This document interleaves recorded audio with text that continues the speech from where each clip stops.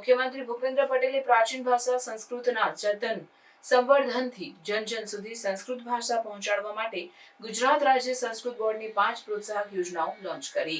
મુખ્યમંત્રી ભૂપેન્દ્ર પટેલે ગુજરાત રાજ્ય સંસ્કૃત બોર્ડ દ્વારા રાજ્યમાં સંસ્કૃત ભાષા અને સાહિત્યના જનમાનસમાં પ્રચાર પ્રસાર દ્વારા પ્રાચીનતમ ભાષા સંસ્કૃતને પ્રોત્સાહન તેમજ જતન સંવર્ધન માટે યોજના પંચકમ લોન્ચ કરી હતી। મુખ્યમંત્રીના અધ્યક્ષસ્થાને યોજાયેલી ગુજરાત રાજ્ય સંસ્કૃત બોર્ડની સ્થાયી સમિતિની બેઠકમાં તેમણે બોર્ડના લોગોનું અનાવરણ પણ શિક્ષણ મંત્રી ડોક્ટર કુબેરભાઈ ડિંડોર અને સંસ્કૃત બોર્ડના અધ્યક્ષ ડોક્ટર હિમાંજય પાલીવાલાની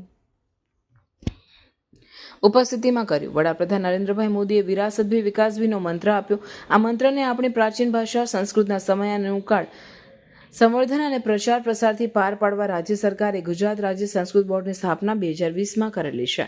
મુખ્યમંત્રી ભૂપેન્દ્ર પટેલના દિશાદર્શનમાં રાજ્ય સંસ્કૃત બોર્ડ દ્વારા સંસ્કૃત ભાષા અને સાહિત્યનો વ્યાપક પ્રચાર થાય અને આ પ્રાચીન ભાષા જન સુધી પહોંચે તેવા હેતુસર સંસ્કૃત સપ્તાહોત્સવ, સંસ્કૃત સંવર્ધન સહાયતા યોજના, સંસ્કૃત પ્રોત્સાહન યોજના અને શ્રીમદ ભગવદ્ ગીતા યોજના તથા શત શુભાંશિત કંઠપાઠ યોજના એમ યોજના પંચકમ પ્રથમ ચરણમાં લોન્ચ કરવામાં આવે છે।